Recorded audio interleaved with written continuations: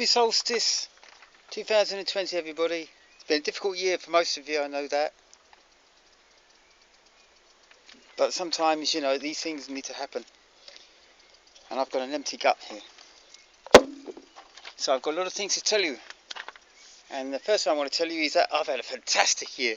Stuck on this farm, seeing everything grow. I'm going to give you a small tour of the farm, show you what I'm actually doing here in this outdoor kitchen and my plans and visions for the future, and seeing if any of you like to contribute and be a part of it.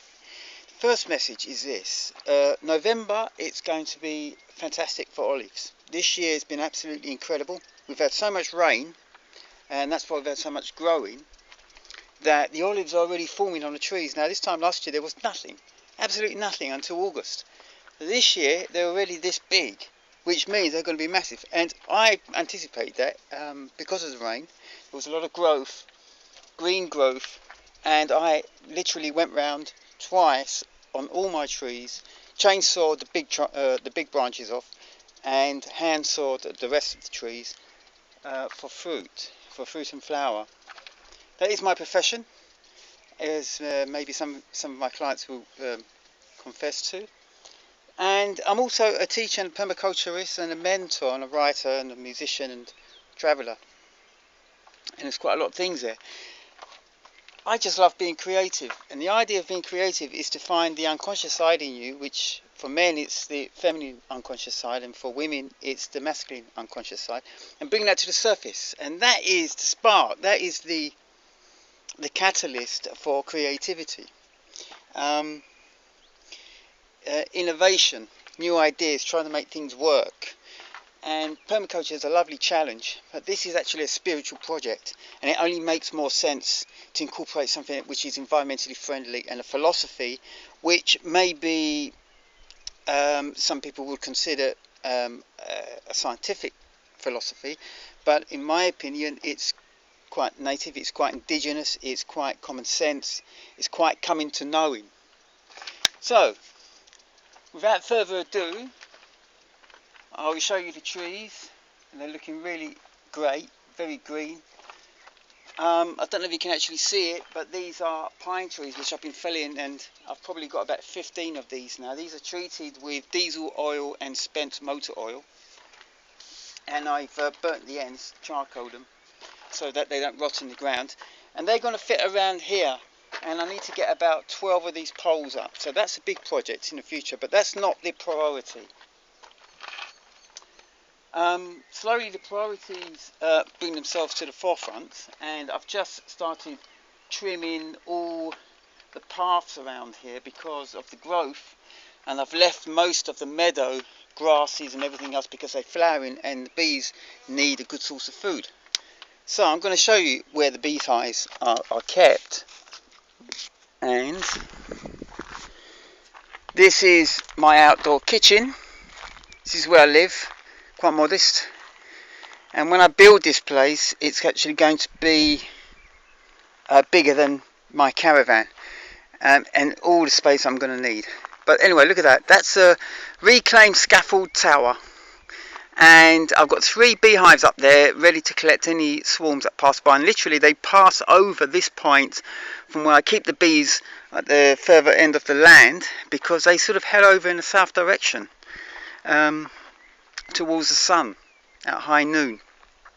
And I've seen a couple of swarms go by, and I thought I must get my hive traps up there as soon as I can.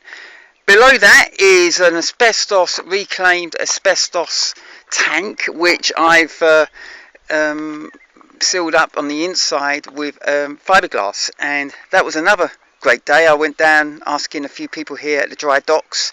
We're only 6 kilometres from the sea, and at the dry docks people are repairing boats all the time, and they just gave me a load of stuff for free and said this is how we do it.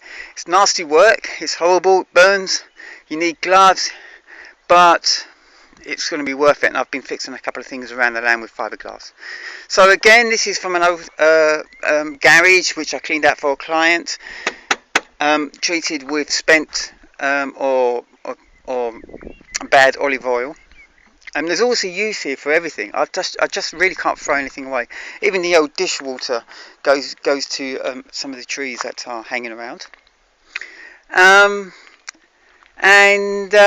This is all an upgrade from last year. I mean, last year I was washing with a couple of buckets underneath that tree over there, which is called Olgan, and I've been there for about 4, 5, 6 years washing my dishes and everything else. But now this is an upgrade because I went to the dry riverbed and I found this twin ceramic sink unit just abandoned. I mean, I couldn't have bought one to my specifications more perfect than that one I've just found. And I did that because I went out with the dogs as I usually do, and I took a different route. So reclaimed scaffolding, reclaimed sink, reclaimed tanks, even reclaimed hives. People throw them away, so all we've got to do is treat them with something. Olive oil is probably the best option, as the bees don't really like too much smelly stuff. Things are rotting. All these chairs I found, people throw them away. There's a lot of people, expats here, who are moving out or going back, and they just don't want to take all this stuff with them, so they just leave it. And all this stuff can be repaired. We've got a heavy-duty sewing machine indoors, and we could probably make that stuff up. Okay, where are we going to go? There's going to be my windbreak, and in this space here, there's going to be a building of sorts with a lock-up. Well, there's a spider web in front of me. A lock-up and maybe a few solar panels on the top and that type of thing, I'm just looking at the space that's going to be my house. It's going to be a circular house.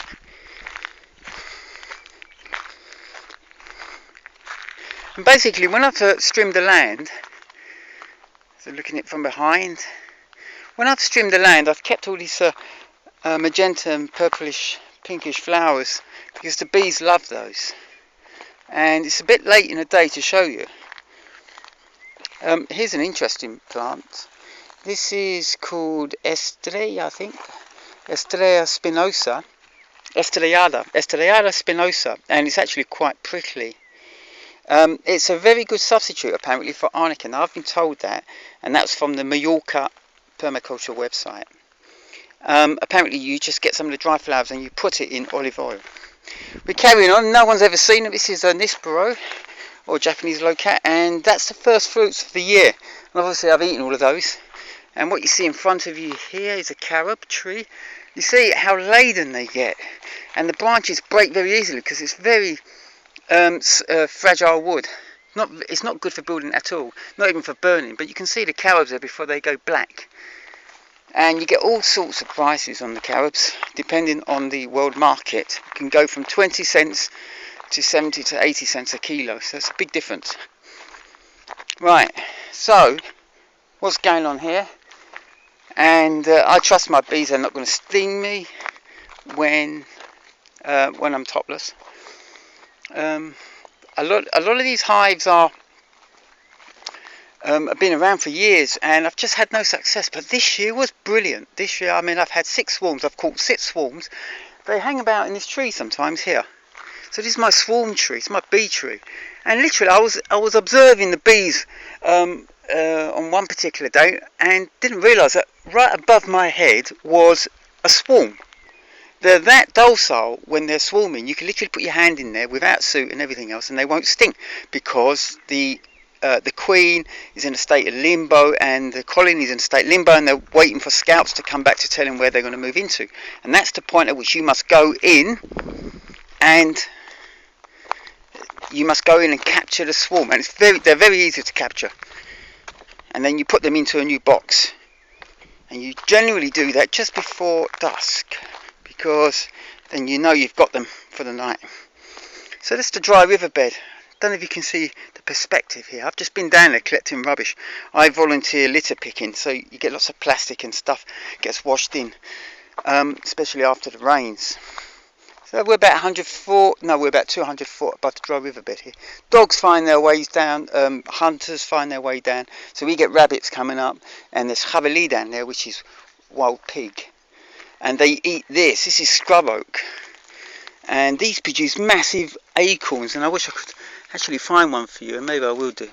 but it's a weed, and it grows through the wall, it grows everywhere. So I've been trimming this and reclaiming the land in case we have a fire. Now you may notice that I leave a lot of the land unstrimmed here, because this is my interface between wilderness and a maintained farm. So effectively it's what you call maintained wilderness, a zone 4 in permaculture, and this will be a zone 5, which is complete untouched wilderness. Well, I wouldn't say it's completely untouched. They were farms at one stage, but it's all overgrown now. And my managed orchards and areas for fowl and various other animals could be a zone 3 or zone 2, depending. But anyway, coming up to probably my favourite bees. They never sting me, these ones, he says. And these bees are absolutely fabulous. I've never seen queens producing so much brood this year as those over there. You know, they're superb. Nearly all my hives have queens in it, so I have to keep inspecting.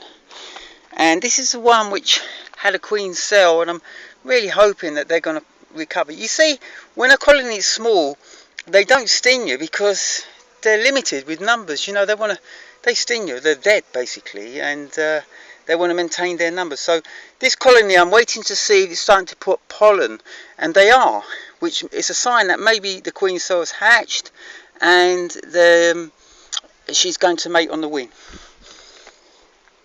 Carrying on, and look at that. See, hives, queens have different characteristics, and there is a sort of, they're not swarming really, they're just buzzing around, great activity, maybe drawing the queen out to supersede her, that type of thing. Incredible. On that particular hive that I wrote aggro, and that's because the queen literally came out and attacked me. And I've never seen that with a hive before.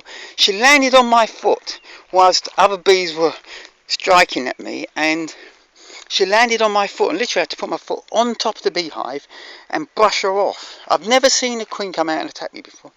But anyhow, I've got very high hopes for this one. I've just moved them into a bigger hive, which they don't deserve because it's too much space for them. This was a captured, this was a division, an artificial swarm.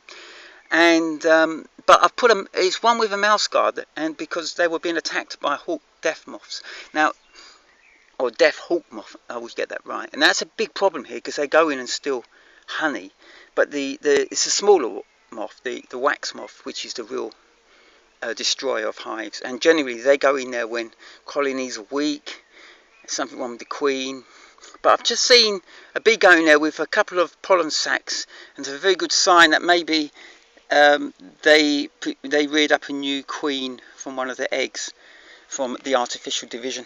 So we're going to carry on, because these videos, I don't know how long they last for. This is take 2, by the way. I mean, I did one the other day and it never came out. But this is going to be my 150,000 litre cistern. And I've been jointing the walls as much as I can. It's very engrossing work. I move around the whole farm doing different things, but look at that. That's my partition, going to be infilled with concrete. Pipe work's going to be where the entrance hole is over there. And massive amount of work, which I don't really ask my volunteers to do. In fact, I had a hernia doing this job. So for the last 6 months, last year, I've actually come off this because I realised I was just pushing myself so much on top of all the other chores and the travelling around the world on a bicycle and stuff like that. This physical body I've got does have some sort of limits. It's just knowing those limits.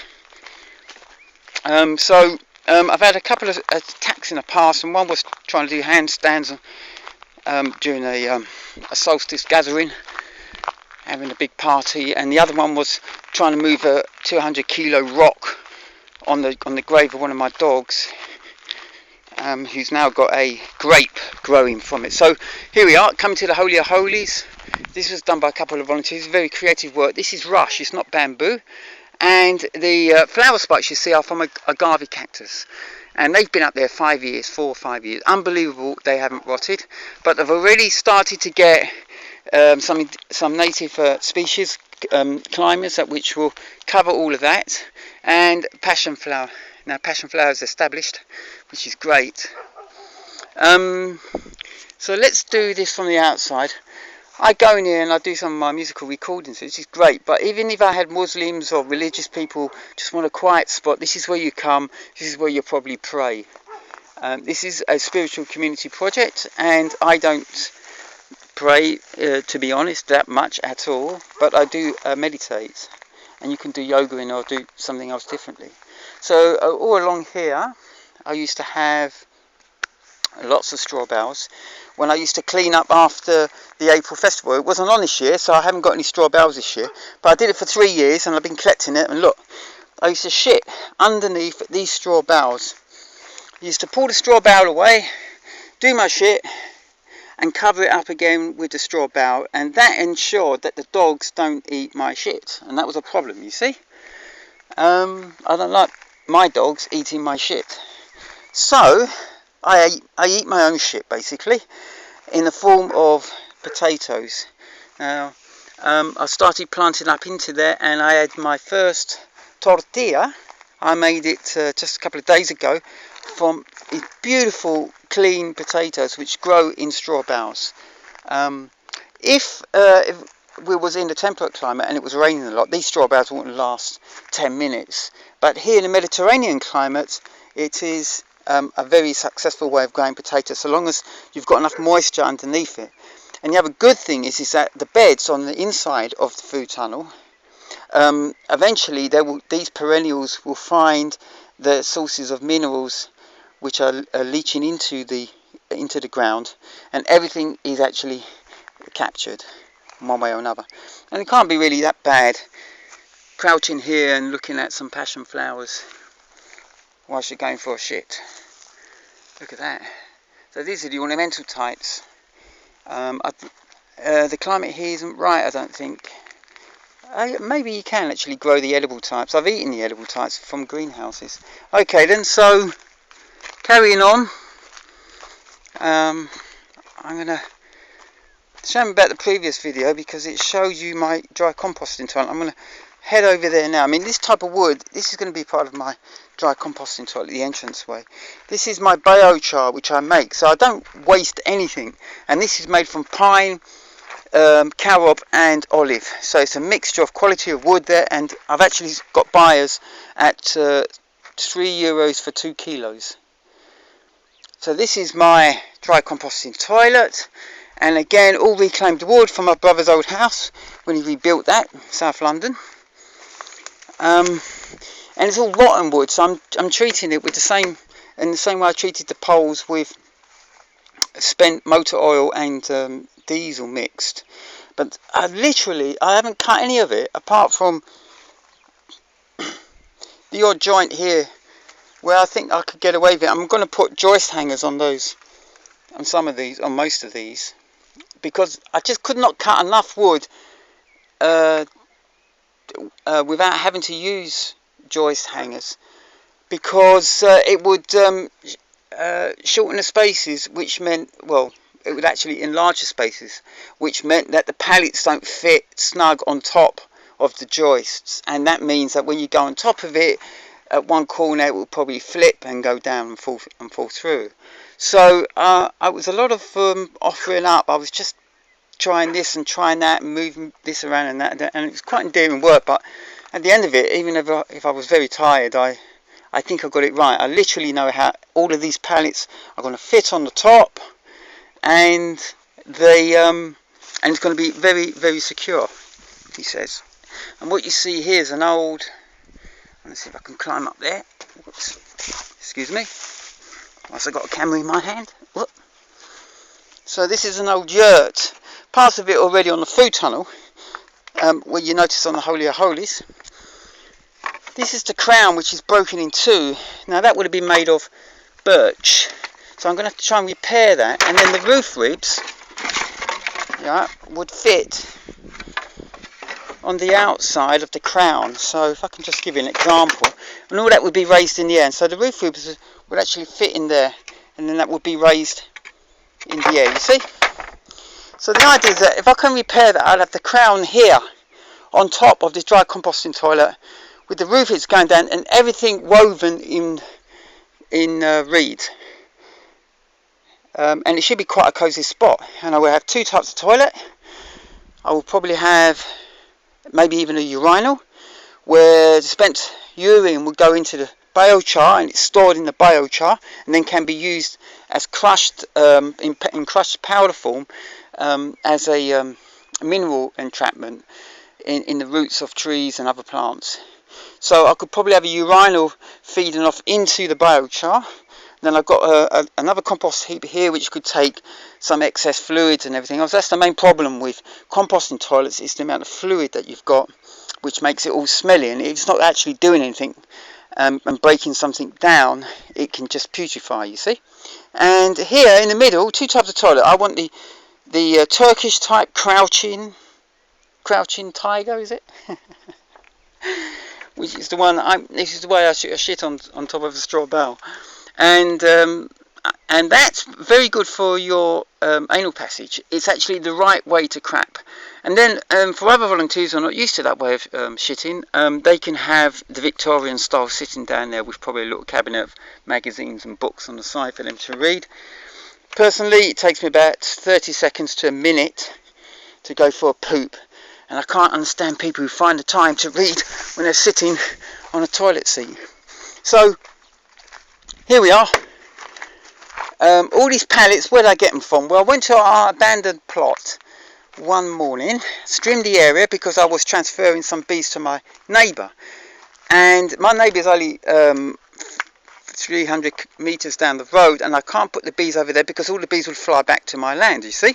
So I went about 3 to 4 miles away to our abandoned plot, trimmed an area, and then went very early the following morning to put down the bees so that they get used to their new home before I transfer them back here over 3 miles away to my neighbour, you see. So that's the rule, 3 feet or 3 miles in one day. And what happened? So I went back the following morning and there was a pile of pallets, couldn't believe it. There was also some mesh work and somebody was trying to install something on our land. And they soon found out who it was. I soon found out who it was. They contacted me because they saw an identification number on one of my hives. They left me a note and it turned out to be a friend, and I said, listen, I like your idea. What they do is they build dens for rabbits which are dying because of myxomatosis, and they build it out of meshwork and lots of pallets, and they make a huge mound. It's what you call a social group for hunters. And I was quite, I wouldn't say upset, but anything on my land I just claimed to be mine. Rather than take everything, I just took a trailer load of pallets, and then I knew within 2 days that I'll be building the compost toilet, which I've been waiting for scaffold balls for quite a few years on that, and I know that may not be possible in the future. So the first thing that came along were the pallets, and I used them. And the rest of the pallets I'm going to put on the facade of the ark, and that's the ark. And you can see this is all part of the old yurt. Really beautiful. That could be willow. This was all woven, but that can all be done again. It's all getting messy now, but it's going to be a green living structure, and I'll show you why. I'm going to do a little tour of the inside. These are my first figs. I'm going to be growing and eating on this land. I used to have some brown turkey figs grown in my permaculture garden in South London, but unfortunately I got kicked out of that house and I lost that tree. But my first figs, I'm really looking forward to that. These are great bee plants. Bees come in here now because they're building a lot of wax, comb in their hives, and I have no problem with bees. I can stick my head in there when there's 1,000 bees in there, and they won't sting you because they come here to drink water and they're not protecting their homes. First tomatoes I've really grown successfully because we've had such a good weather. And all this grapevine is going to be covering a whole lot of this, and on the other side is a kiwi, and it's the 4th year I tried the kiwi, and this is the year I'm going to have success getting that established, just because we had so much good rain. Self-seeding parsley, very drought resistant. Lots more tomatoes and things happening. This is aubergine, and this is cow, which is probably the most drought resistant plant I know. It's a superfood. And that with a bit of parsley. Mineral accumulator. These are bee plants. It's an ornamental, but what colour? Tradescantia purpurea. And then it's crassulars and various other succulents that are growing here. Herbs just to get in the predators to eat the pests. And this year I had frogs for the first time also, because we had so much flooding. I got a load of spawn, and I've been watching them grow. And the good thing is that I was actually, I've got a shower unit set up. I'll show that in a minute. And I've been washing my hands in there with natural biodegradable soap, which meant it didn't affect the frog spawn. I've got citrus. I've got 4 citrus, including grapefruits and various other things, mandarins. It's taken years to get to this stage, and they're only small bushes, which is how I prefer to buy them rather than tall trees, because when I bought these as tall trees, they all died down almost immediately. But now they are established, and their root systems are probably going underneath here, which maintains its moisture. Look at these seed heads. Parsley. It self-seeds and it becomes a weed, unfortunately. Geraniums doing their thing. 2 types of aubergine. We have this like a white, yellowish aubergine, which is quite interesting. So anyway, we carry on. My first nectarines I had on this year, just eating those. Not many, but a few.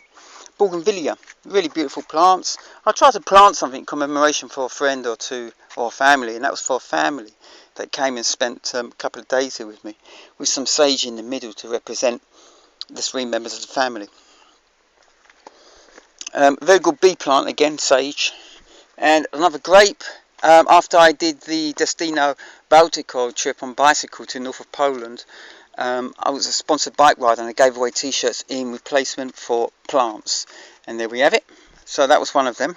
And that's going to cover the Holy of Holies of agave flower spikes and reed woven into it. Carrying on, and I'm going to have a good year, I think, for pepinos, or what we call here in Spain anyway. Also, what you call cucumbers. I start seeding chard. I just want some plants to actually come back by themselves. Really don't have to go and buy them anymore. Peppers, slight drought resistant, but not great. Tomatoes have more drought resistance than peppers, but you can see everything's mulched. Without mulching, I would never be able to grow that much food. And I've already gone through a massive crop of beans, which is great. Okay, running out of battery. So let's quickly end this video. And cauliflowers and cabbage, I had all of that already, and I just pick these these cabbage leaves now. You can see how they've all gone to flower, but they're still edible. And the cowl I'm eating raw all the time.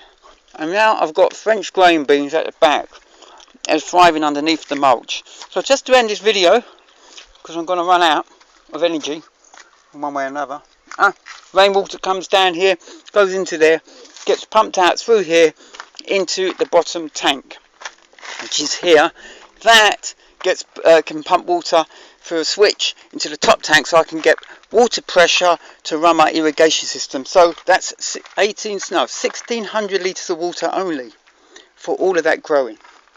And just to conclude, I'll give you an example. Here we go. That's pumping water into the top tank, but I'm going to have a shower, but I'm not going to undress for you. And enjoy. The water comes down from one tank and then finds its way back into the condenser. All of this not pump and a solar box. Well, I'm going to have a shower now. And bearing in mind all this pipe work and tubes and everything, I find everything. I just don't pay for anything. So come anyway for the olive harvest, and I'll leave you with a nice picture.